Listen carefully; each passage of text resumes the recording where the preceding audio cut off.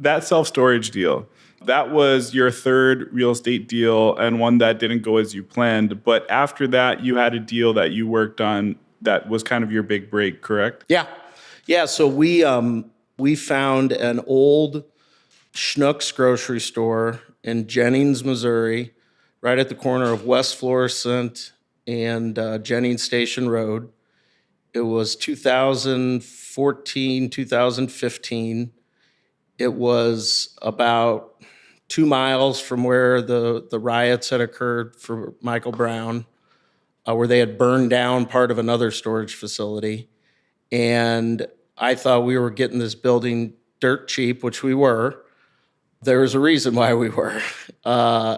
People really thought we were crazy for, one, investing not really as much money, but time in that part of town.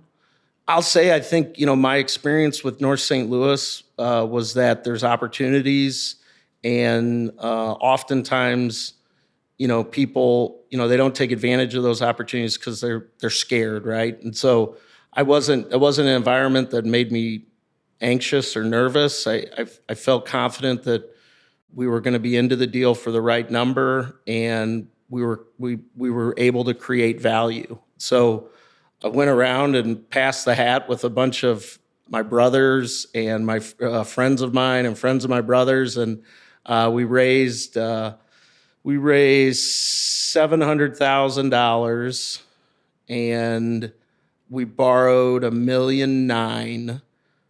So by the end, we were into the deal for 2.6.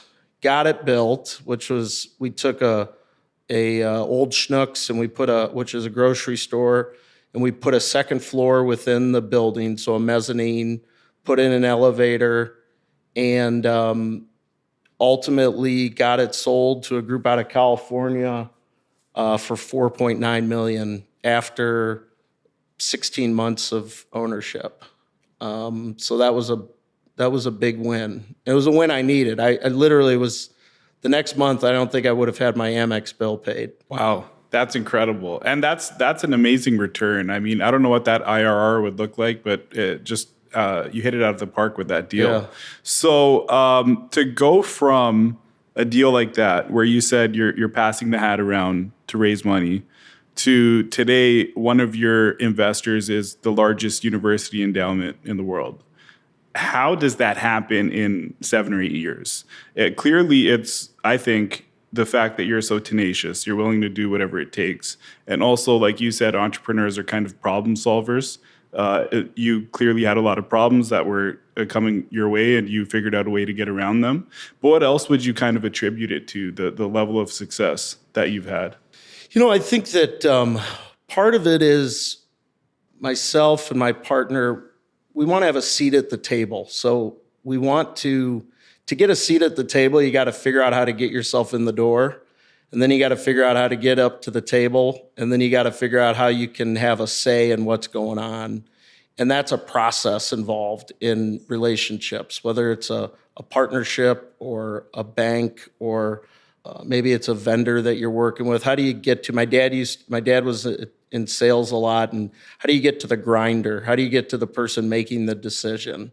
And some of that is playing the long game of, hey, I'm going to spend some time doing some things that aren't real profitable, but they get me a lot of exposure to a certain group of people that can maybe get me into the door the next time when something comes about. And so, I think a lot of it is just listening and asking a lot of questions. I think that's one thing that's often misunderstood. They say, well, is so-and-so, are they smart?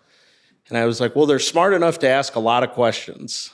And I think asking questions is kind of like the difference maker between really smart people ask a lot of questions, because it enables them to understand what the person across from them is thinking, working towards, and really takes them to that next level of working together. Is it safe to say then that you don't think there's a such thing as a stupid question? Zero. Yeah. One time when I was little, my uncle said, Beau, why do you ask so many questions? And I said, because I don't know nothing. And it's true. I really,